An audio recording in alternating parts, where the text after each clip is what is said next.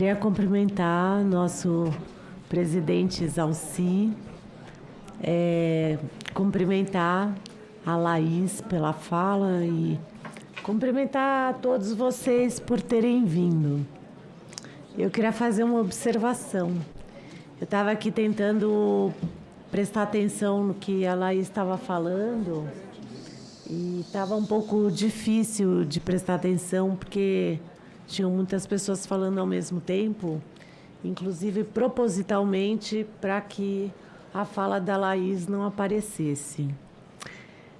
E eu queria dizer para vocês que é mais ou menos isso que acontece numa segregação e que é o que a gente tanto luta contra. É exatamente isso que aconteceu aqui. É quando a gente não quer ver, quando a gente não quer ouvir, quando a gente não está interessado, quando a gente acha que diz respeito ao outro, quando a gente começa a falar junto, começa a xingar a pessoa. E é exatamente contra isso que a gente luta. Quando a gente fala de educação inclusiva, a gente imagina uma educação que conceba o fato de que não existe nenhum ser humano que não tenha a capacidade de aprender. Não existe esse ser humano. Isso é no que eu acredito. Todo ser humano tem capacidade de aprender, seja do momento que nasceu, eu acredito até intrauterinamente, ele já está recebendo estímulo, seja em outra idade. Portanto, eu já chego aqui falando com seres humanos que sempre estenderão e sempre terão capacidade de aprender. Isso pode ser o tipo de nome de escola que vocês quiserem dar, mas ninguém vai tirar do ser humano, que é a capacidade de aprender. E acho que a capacidade de respeitar o outro dentro de um espaço, seja numa escola regular, seja no clube, seja numa escola segregada ou não, a capacidade de respeitar o outro, quando ele fala, o que ele trouxe para nos dizer, é o que a gente tem de aprender de mais importante. Portanto, hoje a gente está num fórum em que a gente também tem que aprender. Tem que ter a humildade de aprender o que o outro está falando. Então, Laís, agradeço por tudo que você nos trouxe. Quero agradecer mais uma vez o Zalci, é um tema bastante desafiador e não é só para a gente, é para muitos países, no mundo inteiro, e que a gente quer favorecer a inclusão de toda a diversidade humana nas escolas comuns da rede regular de ensino. Mas as gerações presentes e futuras, elas merecem nossos melhores esforços nesse sentido. Por isso que eu agradeço a presença de todos os convidados que estão aqui hoje, engrandecendo nosso olhar, nossa vida, sabe? Conviver com alguém que se comunica através de um guia intérprete, como eu estou assistindo aqui do lado. Isso aumenta, por exemplo, a minha capacidade de enxergar o mundo 360 graus. E quando a gente tem essa capacidade aumentada de enxergar como o outro se comunica de forma diferente, caminha de forma diferente, raciocina de forma diferente, ouve de forma diferente, enxerga de forma diferente, é o meu mundo que se amplia, é a minha capacidade de enxergar que muitas vezes o meu problema é muito menor do que o que acontece no mundo. E sabe no que isso se resume? Numa capacidade maior de ser feliz, que é o que todos nós buscamos, que é poder resgatar a felicidade. E quando a gente tem essa experiência de viver a diversidade, de conviver com a diversidade, essa capacidade aumenta. Por isso, eu quero que vocês contem sempre comigo para valorizar nossos bravos educadores, para ajudar a ampliar a capacitação, para a inclusão e para o atendimento educacional especializado, e para que recebam os apoios necessários para realizarem seu trabalho de acordo com todas as garantias expressas na Lei Brasileira de Inclusão da Pessoa com Deficiência. Afinal, a educação é uma via de mão dupla. E para poder ensinar, antes de tudo, é preciso ter humildade para aprender. Sabe que eu tive, muito antes de quebrar o pescoço, eu tive a oportunidade eu sou psicóloga e eu tinha psicologia educacional, e eu fui parar numa escola que era uma escola especial lá em São Paulo. E eu fui fazer estágio lá, eu escolhi fazer estágio lá. E eu pouco entendia do assunto, jamais imaginei que eu estaria aqui num fórum tão importante desse discutindo. E aí eu percebi que cada professor tinha uma função. O professor tinha a função de aprender como cada aluno aprendia. Então, tinha aluno que gostava de aprender e aprendia ao ar livre. Outros aprendiam dentro da cozinha, outros aprendiam na areia. E a obrigação do professor era aprender como aquele aluno aprende. Infelizmente, se a gente tem um ensino totalmente massificado, que ninguém quer isso, a gente poderia ter os nossos professores, que é o que eles fazem, na verdade, tentando aprender como cada um aprende e não chegar lá e socar a goela abaixo um modelo de aprendizagem que não diz respeito àquele aluno. E nós aprendemos todos os dias com a diversidade humana. As crianças sem deficiência, elas não podem mais serem furtadas da convivência com as crianças com deficiência. Isso tira da riqueza da vida delas. E nenhuma criança com deficiência pode ser impedida de conviver com a sua geração nos ambientes comuns da sociedade. Diversidade é uma riqueza maravilhosa, é o colorido real da nossa vida. Sabe, senadores Alci, as pessoas com deficiência têm sido um dos grupos que mais enfrentam discriminação. Na educação, sobretudo, as pessoas que têm deficiências intelectuais, as que requerem altos níveis de apoio, como as pessoas surdo-cegas ou com autismo. E desde que nascem, ouvem o que não poderiam fazer. Essa palavrinha tão pequena, o não, ele deveria ser menos usado. Essa palavrinha deveria ser menos utilizada, porque ninguém investe nas pessoas nas quais não se acredita. Quando eu quebrei o pescoço, há 28 anos atrás, há 28 anos, muitos disseram que eu não poderia fazer mais nada na vida, porque eu era uma pessoa deitada, eu não respirava sozinha, só com auxílio de aparelhos, portanto eu não falava e não mexia absolutamente nada. E vejam que honra onde eu estou, aqui do lado de vocês, que eu valorizo muito estar aqui. Do lado de vocês, lutando com vocês, e eu pude chegar aqui e todos os ganhos que tive na minha mobilidade, por não ter ouvido não e por ter tentado. Mas às vezes a gente não tem a oportunidade de não ouvir o não.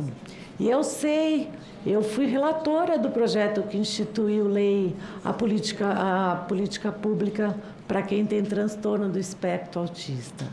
E assim, eu nunca tinha conhecido um segmento de mães que ouvia não, desde a hora que o filho nasceu. Era o dia inteiro, seu filho não pode, seu filho não tem, seu filho não se adequa, seu filho não está inscrito aqui. Então, o não, ele é uma barreira muito destruidora para a família inteira. E tudo isso aconteceu porque acreditaram em mim. Alguém acreditou no meu potencial. E eu reforço aqui mais uma vez que eu acredito no potencial de todas as pessoas, com e sem deficiência. Meu papelzinho caiu. Eu tive a oportunidade, durante 4 anos, de atuar como perita no Comitê da ONU sobre os direitos das pessoas com deficiência. Tive a oportunidade de conhecer a Laís, inclusive, numa das reuniões que acabou culminando na Convenção da ONU. E trabalhar do lado de uma pessoa chamada Robert Martin.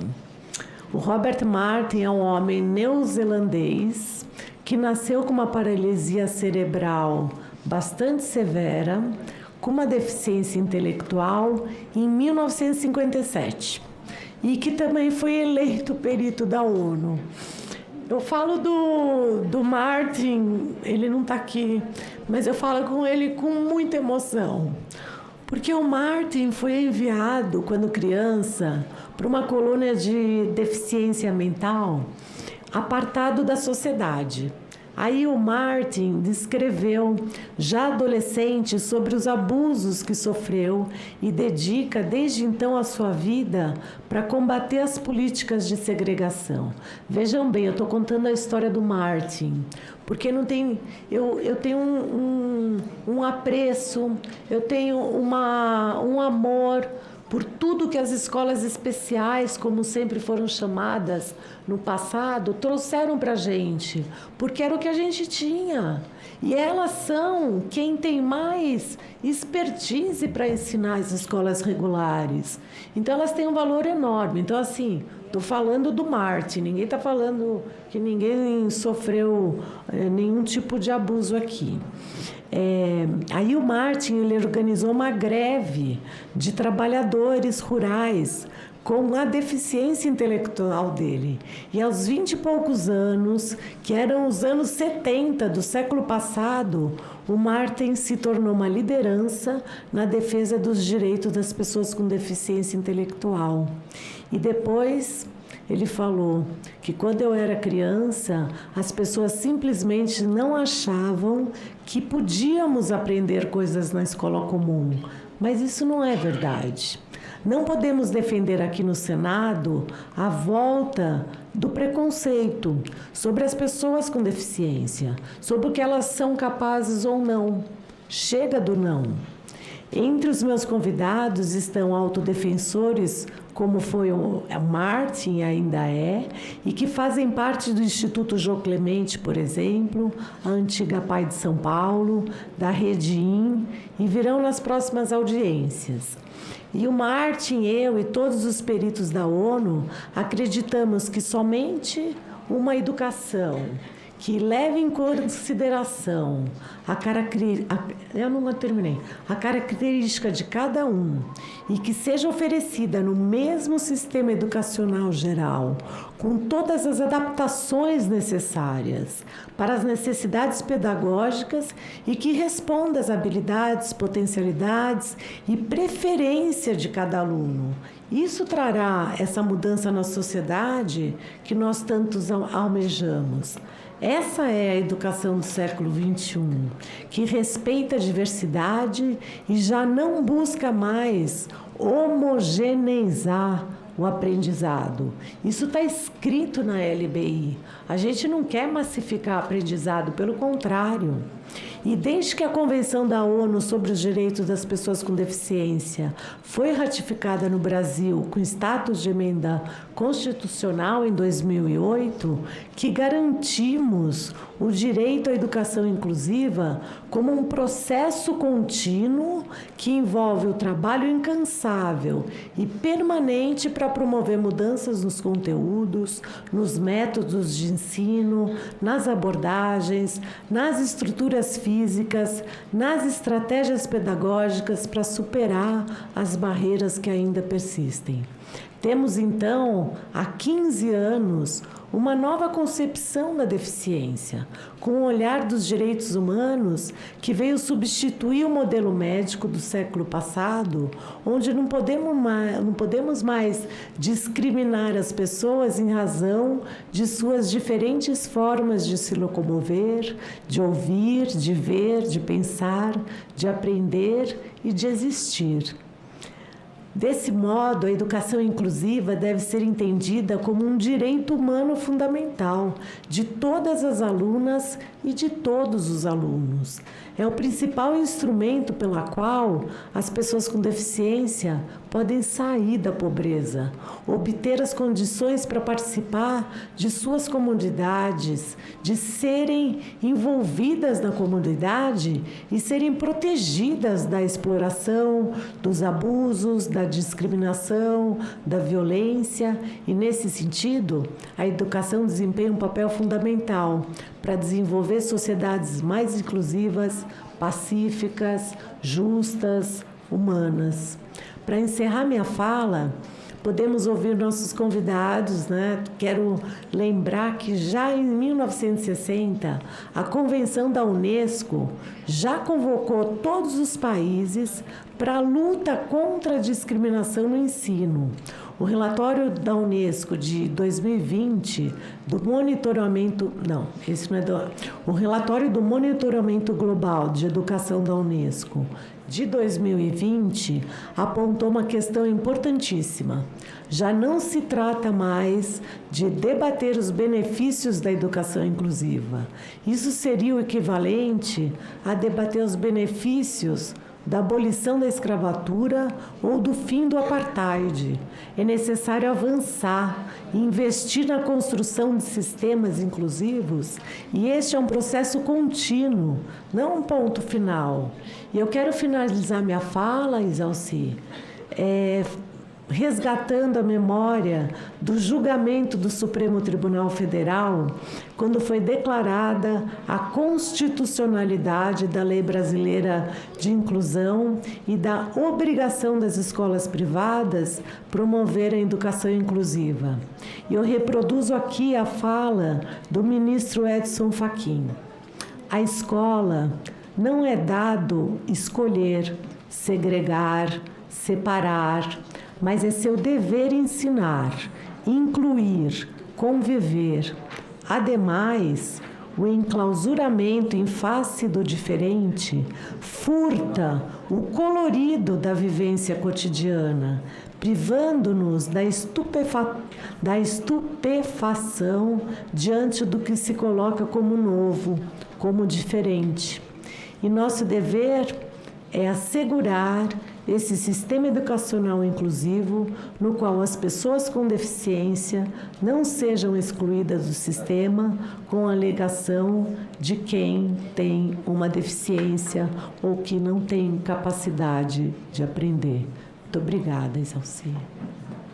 Obrigado, Mara.